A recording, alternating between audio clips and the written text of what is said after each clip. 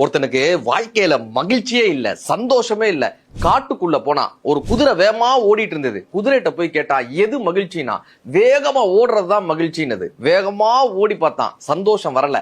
சிங்கத்துக்கிட்ட போய் கேட்டான், வேட்டையாடுப்பா அதுதான் மகிழ்ச்சின்னு. இவன் பலம் கொண்ட மட்டும் எதையெல்லாம் வேட்டையாட முடியுமோ அதையெல்லாம் வேட்டையாடினான். ஆனா மகிழ்ச்சி வரல. ஒரு குயில் பாட்டு பாடிட்டு இருந்தது. பாட்டு பாடுவது மகிழ்ச்சியான்னு சத்தம் போட்டு பாடி பார்த்தான், சந்தோஷம் வரல.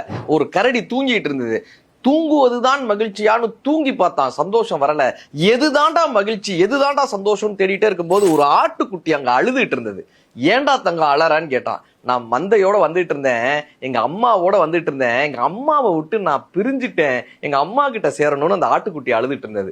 உடனே அந்த மனிதன் அந்த தாய் ஆடை தேடி கண்டுபிடித்து அந்த குழந்தை ஆடை சென்று ஒப்படைத்தான். அந்த தாயும் குழந்தையும் சேர்ந்து அந்த அன்பை பொழியக்கூடிய அந்த அற்புதமான ஒரு காட்சியை பார்த்தாங்க.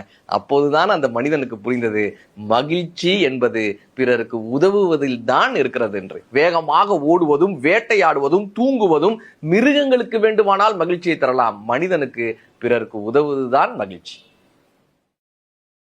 Download ShareChat.